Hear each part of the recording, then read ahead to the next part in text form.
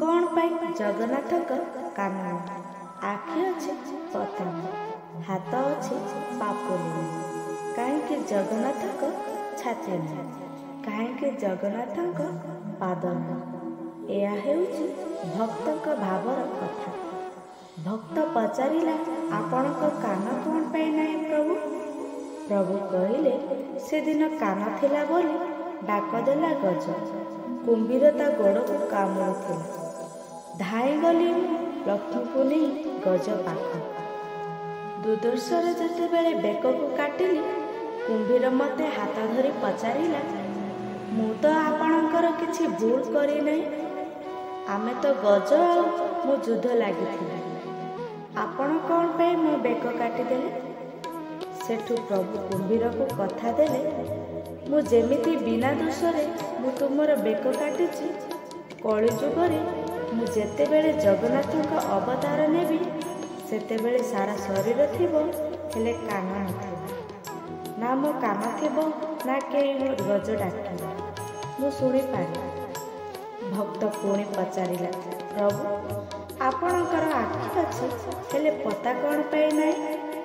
ପ୍ରଭୁ କହିଲେ, ମହାଭାରତ ଯେତେବେଳେ ଭୀମ ଓ ଦୁର୍ଯ୍ୟୋଧନ ଯୁଦ୍ଧ ଲାଗିଥିଲେ, ଭୀମ ସେତେବେଳେ ଦୁର୍ଯ୍ୟୋଧନକୁ ଯେତେ ମାରିଲେ ସେ ମରିଲା ନାହିଁ। ସେତେବେଳେ ଆଖିଠାର ମାରି ଶ୍ରୀକୃଷ୍ଣ ଭୀମକୁ କହିଥିଲେ, ଭୀମ ସେଠୁ ଚାଲୁ ମୁଣ୍ଡ କରି ଦୁର୍ଯ୍ୟୋଧନକୁ ମାରିଥିଲେ। ସେଠି ଦୁର୍ଯ୍ୟୋଧନ କହିଲେ, ପ୍ରଭୁ ମୁଁ ତ ଆପଣଙ୍କର କିଛି ଦୋଷ କରିନଥିଲି, ଆପଣ ମୋ ସହିତ ଏମିତି କାହିଁକି କଲେ? ପ୍ରଭୁ କହିଲେ, ଦୁର୍ଯ୍ୟୋଧନ ମନ ଦୁଃଖ କରନା, ମୁଁ ତତେ କଥା ଦେଉଛି, କଳିଯୁଗର ଜଗନ୍ନାଥ ଅବତାରରେ ଆଖି ଥିବ ହେଲେ ଆଖି ପତା ନଥିବ। ପୁଣି ଭକ୍ତ ପଚାରିଲା, ପ୍ରଭୁ ଆପଣଙ୍କର ହାତ ଅଛି ହେଲେ ପାପୁଲି ନାହିଁ କାହିଁକି?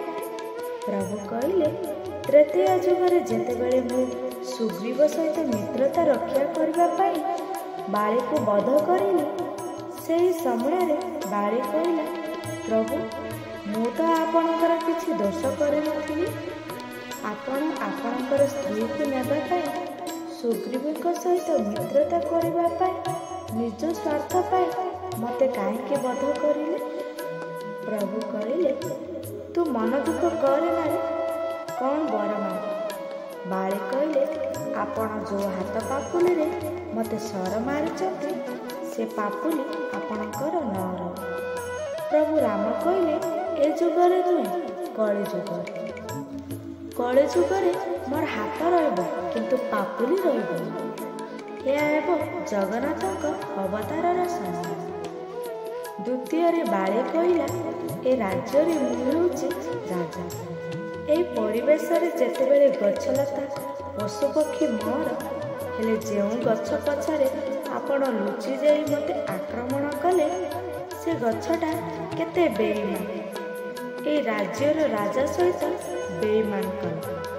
ସେ ଗଛ ଭାରି ମଧୁର, ସେ ଭାରି ଫୁଲେ, ହେଲେ ଆଜିଠୁ ତୁମେ ତାଙ୍କୁ ଏମିତି କରିଦିଅ, ତାର ଫଳପତ୍ରକୁ ଯେମିତି ଯିଏ ପାଟିରେ ଦେବେ ଥୁ ଥୁ କରିବ।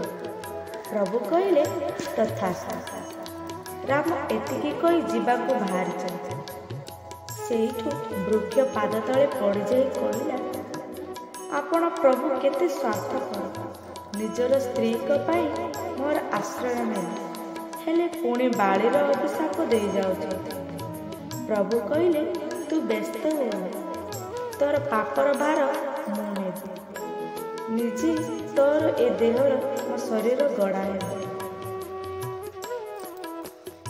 ତତେ ସାରା ଜଗତ ଜାଣିବ, ନିବ ଆଉ କହିବ, ଜୟ ଜଗନ୍ନାଥ, ଜୟ ଜଗନ୍ନାଥ, ଜୟ ଜଗନ୍ନାଥ।